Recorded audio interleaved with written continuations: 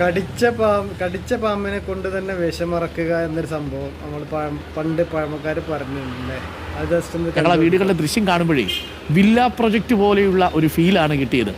നല്ല പ്രൊഫഷണൽ മികവോടുകൂടിയാണ് കുറഞ്ഞ സമയം കൊണ്ട് ഒരുപക്ഷെ നമ്മുടെ അടുത്ത കാലത്ത് നിർമ്മിച്ചു നൽകുന്ന വീടുകളുടെ പട്ടികയിലേക്ക് വന്നിരിക്കുകയാണ്. എത്ര വേഗമാണിത് സാധ്യമായത് ശ്രീ പി കെ കുഞ്ഞാലിക്കുട്ടി? 5 മാസമല്ലേ ഭൂമി ഏറ്റെടുത്ത്?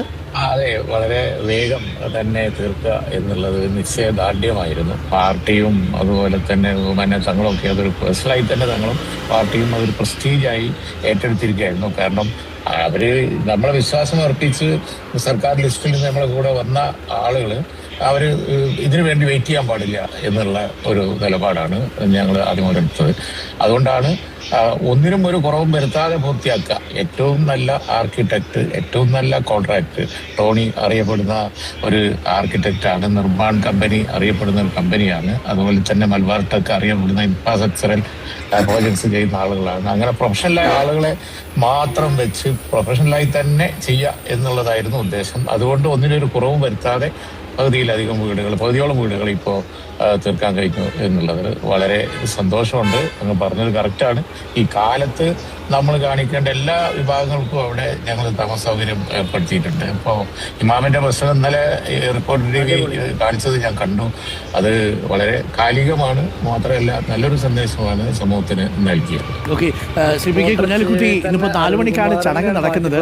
അത് കേവലം താക്കോൽ കൈമാറ്റം മാത്രമല്ല എന്നാണ് ഞാൻ മനസ്സിലാക്കുന്നത്. ദുരന്തമുഖത്ത് അന്ന് മുസ്ലിം ലീഗ് ആണെങ്കിലും നമ്മളെല്ലാ യുവജന സംഘടനകളും, യൂത്ത് ലീഗ് ആണെങ്കിലും DYFI ആണെങ്കിലും യൂത്ത് കോൺഗ്രസ് ആണെങ്കിലും എല്ലാവരും നമ്മൾ ഒറ്റ കെട്ടോടുകൂടിയാണ് അന്ന് നിന്നത്. ഇതിപ്പോൾ ഈ വീട് നിർമ്മാണവും കൈമാറ്റവും നടക്കുന്ന സമയത്തും നമ്മൾ അതേപോലെ ഒരു സ്പിരിറ്റ് അവിടെയുണ്ട് അല്ലേ? എല്ലാവരും ചേർന്ന് ഒരുമിച്ചാണ് ഇന്ന് അവിടേക്ക് ഈ കൈമാറ്റം നടത്താൻ പോകുന്നത്, താക്കോൽ കൈമാറ്റം. തീർച്ചയായിട്ടും ഞാൻ നേരത്തെ പറഞ്ഞതുപോലെ അവിടെ താമസക്കാര് അങ്ങനെ ഒരു വിഭാഗീയതയില്ല, ജാതിമത വ്യത്യാസം ഇല്ലാതെ എല്ലാവരും ഉണ്ട്.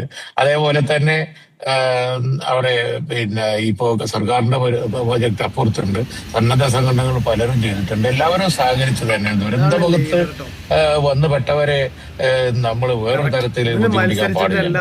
അപ്പോ അതുകൊണ്ട് ഞങ്ങൾ എടുത്തിരിക്കുന്ന ഒരു സമീപനം എല്ലാവരുടെയും പ്രോജക്റ്റ് വരട്ടെ, നന്നാവട്ടെ എന്നുള്ള ഒരു സമീപനം തന്നെയാണ് എടുത്തിരിക്കുന്നത്. ആദ്യം ഉദ്ഘാടനം ചെയ്യുന്ന ഞങ്ങളുടെ കുറച്ചധികം വീടുകളിൽ ഉള്ളത് കൊണ്ട് ഇത് ബാക്കിയുള്ളവർക്ക് ഒരു മാതൃക ആവട്ടെ, ഞങ്ങളും ഒന്നിനൊന്ന് രക്ഷപ്പെടട്ടെ, അതിലൊരു മത്സരം നടക്കട്ടെ എന്നാണ് ഞങ്ങളുടെ തോന്നല്. എനിക്കൊന്ന് ഇത് വീട് മാത്രമല്ല, വീടിനോടൊപ്പം ആ ആകാശ ദൃശ്യങ്ങൾ രാത്രി കാണുമ്പോൾ നല്ല ഗംഭീരമാണ്. ഏതോ ഒരു പ്രൈവറ്റ് ബിൽഡിംഗ് കമ്പനിയുടെ പരസ്യം പോലെ നമുക്ക് തോന്നുന്നുണ്ട്. ഞാനിത് ഇത്തിരി കൂട്ടി പറയുന്നതല്ല, പ്രേക്ഷകർക്ക് കാണുമ്പോൾ അറിയാം. ഒരു വില്ല പ്രോജക്റ്റ് പോലെയാണത് തോന്നുന്നത്. അങ്ങനെ തന്നെയാണ്. ഞങ്ങൾക്ക് അതാണ് തുടക്കത്തിൽ നല്ല കുറച്ച് വിലയൊക്കെ കൊടുത്ത് ഭൂമി വാങ്ങേണ്ടി വന്നു. പ്രകൃതി മനോഹരമായ ഒരു കുന്നാണ്. അത് തന്നെ മെയിൻ റോഡിന്റെ വക്കാണ്. തൊട്ടടുത്ത് കോളേജുണ്ട്, സ്കൂളുണ്ട്, ടൗണിലേക്കുള്ള ആക്സസ് വളരെ എളുപ്പമാണ്. എന്തുകൊണ്ടും പറ്റിയ ഒരു സ്ഥലമാണ്. അതുകൊണ്ട് നമുക്കൊക്കെ തന്നെ പോയി താമസിക്കാൻ തോന്നും ഒന്നും പുറത്തെത്തിയാൽ. പറഞ്ഞ് കറക്റ്റാ. പിന്നെ എല്ലാം തയ്യാറാക്കിയിട്ട് തന്നെയാണ്, ഫർണിഷ്ഡാണ് വീടുകളൊക്കെ ഞങ്ങൾ കൈമാറുന്നത്. ഫർണിഷ്ഡാണ്. അതായത് നമ്മൾ അന്ന് പറഞ്ഞൊരു വാചകം എനിക്ക് ഓർമ്മയുണ്ട് ശ്രീ പി കെ കുഞ്ഞാലിക്കുട്ടി. നിങ്ങൾ നിന്ന നിപ്പിൽ എല്ലാം നഷ്ടപ്പെട്ടു പോയ മനുഷ്യരാണല്ലോ. മനുഷ്യരല്ലാത്തത് എന്തിനേയും നമുക്ക് കൊടുക്കാൻ പറ്റും. അതാണ് നമ്മൾ യാഥാർത്ഥ്യമാക്കുന്നത്. നഷ്ടപ്പെട്ടു പോയ മനുഷ്യരെ നമുക്ക് കൊടുക്കാൻ പറ്റില്ല. പക്ഷേ ഇട്ട വസ്ത്രത്തോടുകൂടി നിങ്ങൾ വന്നോളൂ, ബാക്കിയെല്ലാം ഇവിടെ തയ്യാർ അല്ലേ? ഫർണിച്ചർ കൊടുക്കും, ഫാൻ കൊടുക്കും, ലൈറ്റ് കൊടുക്കും, വെള്ളം കൊടുക്കും. അതെ, അതിന് തയ്യാറുള്ള മനുഷ്യരുണ്ടല്ലോ. കാരണം നമ്മൾ പറഞ്ഞപ്പോഴേക്കും ഫർണിച്ചറൊക്കെ സ്പോൺസർ ചെയ്ത് വന്നു.